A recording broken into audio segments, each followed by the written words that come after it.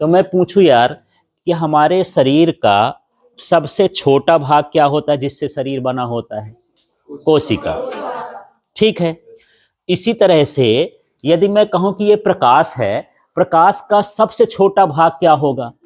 वही क्या होता है? फोटान। प्रकाश का छोटा भाग क्या कहलाता है? फोटान होता है। अब ये प्रकाश उससे आता कैसे है? तो पहले ये क्या करता है? छोटा छोटा ग्रुप बनाता है, बंडल बनाता है, फिर आगे बढ़ता है।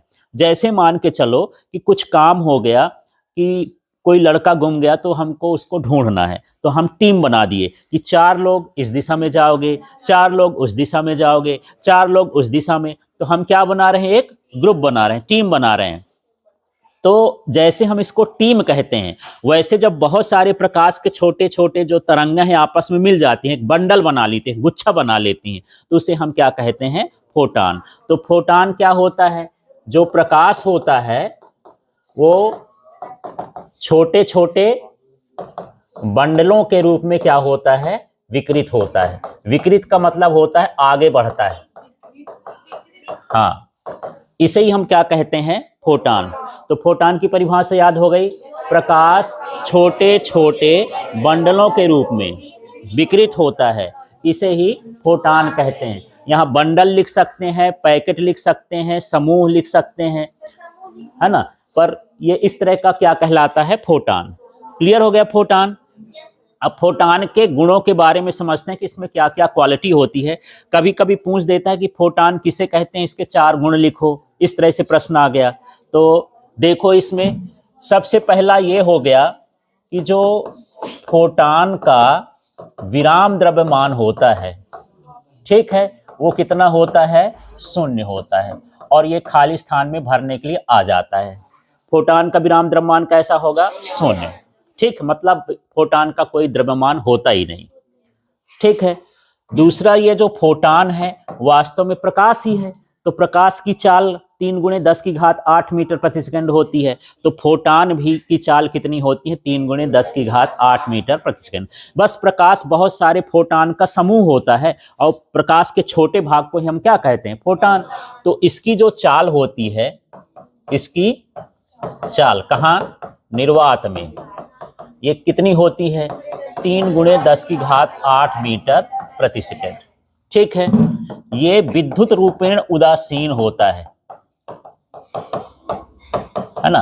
अब ये उदासीन का मतलब ये है कि ना तो फोटान में धनावेश होते हैं, ना ही फोटान में ऋणावेश होते हैं। इसमें कोई आवेश नहीं पाया जाता। इस लाइन को ऐसे भी लिखा जा सकता है।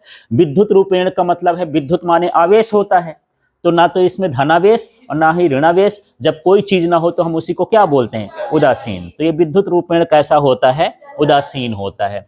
अब ये कैसा चलता है यार? जैसे हम बोले कि ये प्रकाश तो निकलता है ना, स्रोत से निकलता है फोटान के रूप में, तो ये हमेशा कैसा करता है? सीधा गमन करता है, सीधा चलता है ना। यहां पर ये भी देख लें कि इसको चलने के लिए किसी माध्यम की आवश्यकता नहीं होती। जैसे अब हमको चलना होता है, बहुत दूर जाना होता है, तो हम कहीं मोटरसाइकिल, ट्रक और ये सब उठा लेते हैं, एरोप्लेन से चले जाते हैं, है ना, चलने के लिए। मान के चलो इनकी एक जगह से दूसरे जगह पहुंचते हैं। ठीक है। तो इसी तरह से यहां पर फोटान की बात कर लें, तो जो फोटान होता है उसके लिए माध्यम की आवश्यकता नहीं होती। तो यहां पर फोटान की गति के लिए माध्यम की आवश्यकता नहीं होती। ठीक है। फोटान में रेखी संवेग होता है। फोटान में क्या होगा? रेखी संवेग। क्योंकि फोटान भी एक तरह का क्या है? फोटान भी एक तरह का विद्युत चुंबकीय तरंग है। विद्युत चुंबकीय तरंग में पढ़े थे ना कि इनमें रेखी संवेग होता है, ऊर्जा का स्थानांतरण करते हैं, सारा कुछ इसमें उसका भी मिला के लिख सकते हो। ठीक है। तो इनमें क्या होता है? रेखी संवेग होता है। फोटान करता क्या है जब आता है? तो फोटान क्या करता है? फोटान ऊर्जा का क्या करता है? स्थानांतरण करता है। ठीक है, क्लियर हो गया। अब यदि हम करें कि ये ऊर्जा का स्थानांतरण करता है तो कितनी ऊर्जा निकालता है, तो ये इसकी जो ऊर्जा होती है ये इसके आवृत्ति के क्या होती है? समानुपाती होती है। जिसकी आवृत्ति जितनी अधिक होगी उस फोटान की ऊर्जा उतनी ही अधिक होगी। जैसे हम यहाँ पर देख रहे थे पीछे कि गामा किरण पढ़ रहे थे, तो गामा किरण की आवृत्ति सबसे अधिक होती है, इसका मतलब उसकी ऊर्जा भी क्या होती, अधिक होती है। तो जो ऊर्जा और आवृत्ति का संबंध है इस तरह से है कि जो फोटान की ऊर्जा है वो आवृत्ति के क्या होती है, अनुक्रमानुपाती होती है। मतलब जैसे आवृत्ति अधिक होगी तो ऊर्जा का मान भी कैसा होगा, अधिक होगा। ठीक है, यदि मैं यहाँ पर समानुपाती का चिन्ह हटाऊं तो E बराबर क्या हो गया, एच न्यू।